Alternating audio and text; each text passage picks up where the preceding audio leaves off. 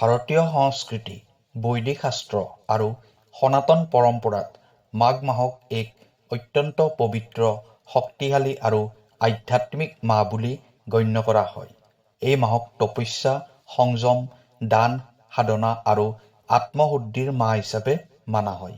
শীতৰ এই কঠোৰ সময়ত মানুহে নিজৰ দেহ, মন আৰু আত্মাক নিয়ন্ত্ৰণ কৰি ঈশ্বৰৰ প্ৰতি সমৰ্পিত জীৱন যাপন কৰিবলৈ চেষ্টা কৰে।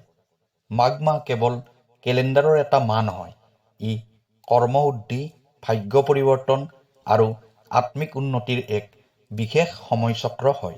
প্ৰিয় দৰ্শক, যদি আপোনাৰ ব্যক্তিগতভাৱে কিবা সমস্যা হৈ আছে, তেনেহ'লে ভিডিঅ'ৰ স্ক্ৰীণত দিয়া নম্বৰত আমাক যোগাযোগ কৰিব।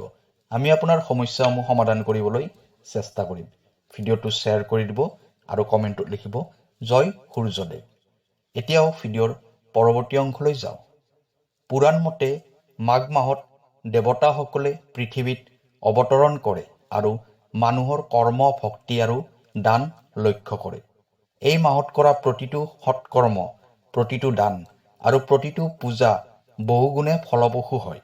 বিশেষকৈ যিসকলে জীৱনত বাধা, আৰ্থিক সংকট, ঋণ, বিবাদ, মানসিক অশান্তি বা ৰোগ ব্যাধিৰ সন্মুখীন হৈছে, তেওঁলোকৰ বাবে মাঘ মাহ নতুন জীৱন আৰম্ভ কৰাৰ এক সুবৰ্ণ সুযোগ।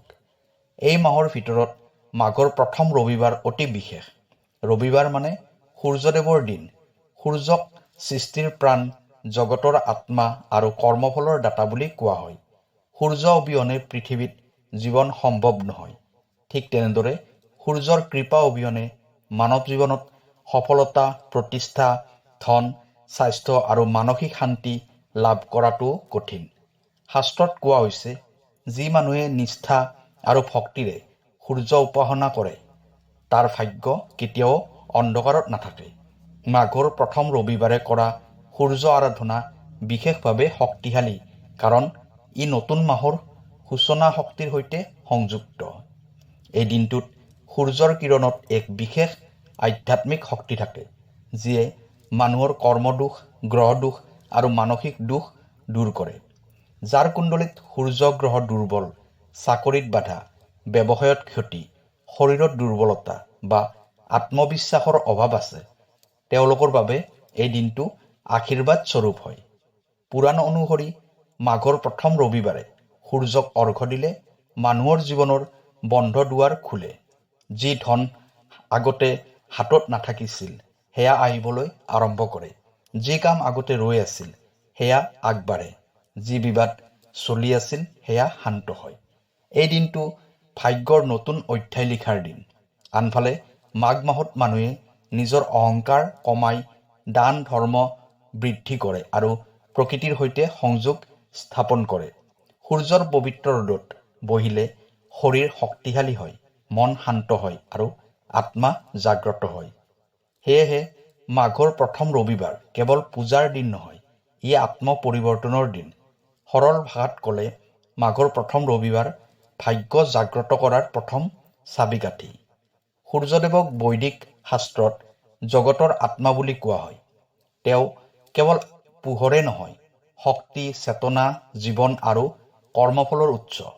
পৃথিৱীত যি যি শক্তি আছে, উষ্ণতা বৃদ্ধি, প্ৰাণ, স্বাস্থ্য, সাহস, আত্মবিশ্বাস, সকলো সূৰ্যৰ পৰা উৎপন্ন হয়।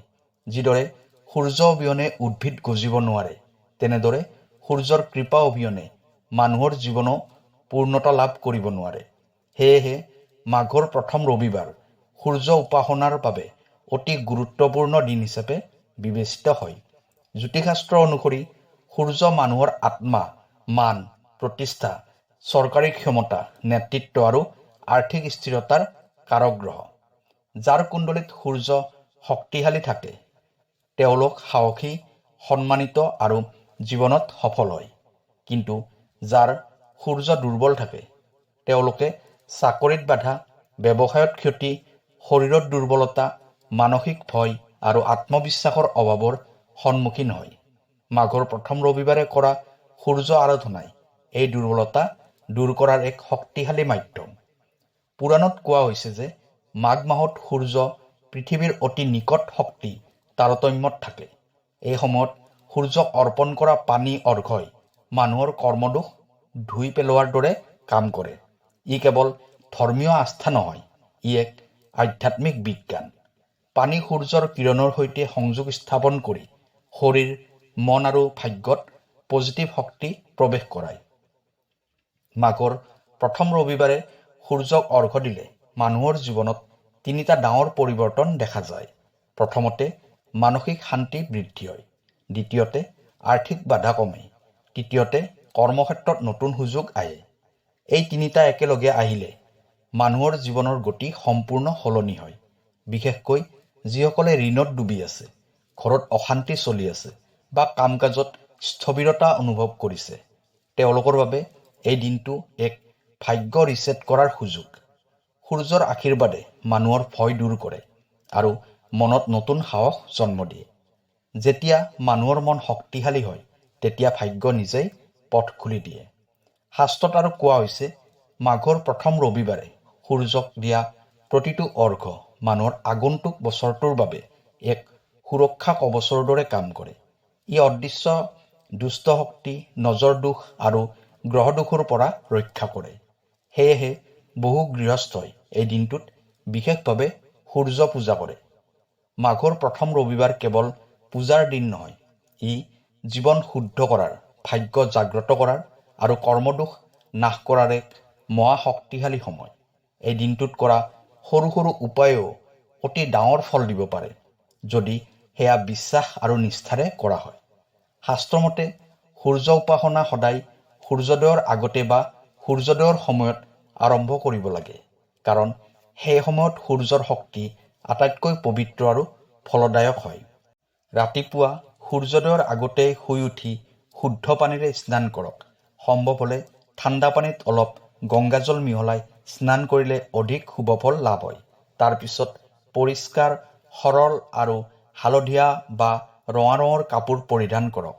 এই ৰং দুটা সূৰ্যৰ শক্তিৰ সৈতে প্ৰত্যক্ষভাৱে সংযুক্ত। স্নানৰ পিছত শান্ত মনে সূৰ্যক প্ৰণাম কৰি পূজা স্থানত চাকি জ্বলাই বহক। এতিয়া এটা তামৰ লোটাত শুদ্ধ পানী লৈ তাত ৰঙা ফুল, অলপ গুড় আৰু সামান্য ৰঙা চন্দন মিহলাওক। এই 3টা বস্তু সূৰ্যৰ প্ৰিয়। তাৰ পিছত পূবমুখে থিয় হৈ সূৰ্যক লাহে লাহে পানী অৰ্পণ কৰক। পানী ঢালোতে একাগ্ৰ মনে 11 বাৰ এই মন্ত্ৰ জপ কৰক। ওম ঘৃণী সূৰ্যায় নমঃ। এই মন্ত্ৰই মনৰ নেতিবাচক শক্তি দূৰ কৰে আৰু ভাগ্যত পজিটিভ কম্পন সৃষ্টি কৰে। অৰ্ঘ্য দিয়াৰ পিছত ঘৰৰ পূজা স্থানত ৰঙা কাপোৰ পাৰি তাৰ ওপৰত এটা তামৰ মুদ্ৰা ৰাখক। তাৰ ওচৰত অলপ গুড় আৰু ৰঙা ফুল ৰাখি ধূপ চাকি জ্বলাই প্ৰাৰ্থনা কৰক। বিশ্বাস কৰা হয় যে এই উপায়ে ঘৰত ধন সমৃদ্ধিৰ শক্তি আকৰ্ষণ কৰে আৰু বন্ধ হৈ থকা আৰ্থিক পথ মুকলি কৰে। যদি আপোনাৰ উপাৰ্জন কম, ব্যৱসায়ত লোকচান বা চাকৰিত বাধা চলি আছে, তেন্তে এই উপায় বিশেষভাৱে ফলদায়ক হয়। শাস্ত্ৰ অনুসৰি মাঘৰ প্ৰথম ৰবিবাৰে দান কৰাটো অতি পুণ্যকৰ্ম। আজি আপুনি ৰঙা মচুৰ দাইল, গোম, গুড় বা ৰঙা কাপোৰ কোনো দৰিদ্ৰ ব্যক্তি বা ব্ৰাহ্মণক দান কৰক। দান কৰিলে গ্ৰহদোষ শান্ত হয় আৰু কৰ্মফল শুদ্ধ হয়। যিয়ে দান কৰে তাৰ ধন কেতিয়াও নষ্ট নহয়, ই অধিক পৰিমাণে বাঢ়ে। স্বাস্থ্যৰ ক্ষেত্ৰতো ৰবিবাৰৰ দিনটো বিশেষ। সূৰ্যোদয়ৰ পিছত কমেও 5 পৰা 10 মিনিট ৰ'দত বহক। সূৰ্যৰ প্ৰাকৃতিক ৰ'দ শৰীৰৰ শক্তি বৃদ্ধি কৰে, ৰোগ প্ৰতিৰোধ ক্ষমতা বঢ়ায় আৰু মন শান্ত কৰে। এইটো কেৱল আধ্যাত্মিক উপায় নহয়, ই বৈজ্ঞানিকভাৱেও উপকাৰী। ব্যৱসায়ী বা চাকৰিজীৱীসকলে ৰবিবাৰে নিজৰ দোকান বা কাৰ্যালয়ৰ উত্তৰ পূব কোণত ৰঙা ফুল ৰাখি ধূপ চাকি জ্বলাই প্ৰাৰ্থনা কৰিব। এই দিশটো ধন আৰু সমৃদ্ধিৰ দিশ বুলি মানা হয়। ইয়াৰ ফলত গ্ৰাহক বৃদ্ধি, লাভ বৃদ্ধি আৰু কামত উন্নতিৰ যোগ সৃষ্টি হয়। কিন্তু এটা কথা মনত ৰাখিব, ৰবিবাৰৰ দিনটোত মাছ, মাংস, মদ, ধূম্ৰপান আৰু কোনো ধৰণৰ নিচা সম্পূৰ্ণৰূপে পৰিহাৰ কৰক। শুদ্ধ সাত্বিক খাদ্য গ্ৰহণ কৰক, বিশেষকৈ গুড়, তিল, গম আৰু দালিজাতীয় খাদ্য। এইবোৰ সূৰ্যৰ শক্তিৰ সৈতে মিল থকা খাদ্য, যিয়ে শৰীৰ আৰু ভাগ্য দুয়োটাকে শক্তিশালী কৰে। মাঘৰ প্ৰথম ৰবিবাৰ কেৱল পূজা উপাসনাৰ দিন নহয়, ই দান, সংযম আৰু কৰ্মশুদ্ধিৰ দিন। বৈদিক শাস্ত্ৰত কোৱা হৈছে যে যি মানুহে সঠিক সময়ত সঠিক দান কৰে তাৰ কৰ্মফল শুদ্ধ হয় আৰু ভাগ্যৰ বাধা নিজে নিজে ভাঙি যায়। মাঘ মাহত দানৰ শক্তি বহুগুণে বৃদ্ধি পায় আৰু মাঘৰ প্ৰথম ৰবিবাৰে কৰা দানৰ ফল 10 গুণ বা শতগুণে বাঢ়ে বুলি বিশ্বাস কৰা হয়। এই দিনটোত দান কৰাটো কিয় এতিয়ালৈকে বিশেষ? কাৰণ ৰবিবাৰ সূৰ্যৰ দিন আৰু সূৰ্য ন্যায়, সত্য আৰু কৰ্মফলৰ অধিপতি। যেতিয়া আপুনি এই দিনটোত কোনো দৰিদ্ৰ, অসহায় বা প্ৰয়োজনীয় ব্যক্তিক সহায় কৰে তেতিয়া সেই পুণ্য পোনপটীয়াকৈ সূৰ্যদেৱৰ আশীৰ্বাদলৈ ৰূপান্তৰিত হয়। ই কেৱল ধৰ্মীয় বিশ্বাস নহয়, ই এক আধ্যাত্মিক নিয়ম। যিয়ে দান কৰে তাৰ ধন কেতিয়াও শেষ নহয়, বৰঞ্চ সেই ধন নতুন ৰূপত ঘূৰি আহে। ৰবিবাৰে আপুনি বিশেষকৈ ৰঙা মচুৰ দাইল, গম, গুড়, তিল বা ৰঙা কাপোৰ দান কৰিব পাৰে। এই বস্তুবোৰ সূৰ্যৰ শক্তিৰ সৈতে সংযুক্ত। ৰঙা ৰং সূৰ্যৰ তেজস্বী শক্তিৰ প্ৰতীক।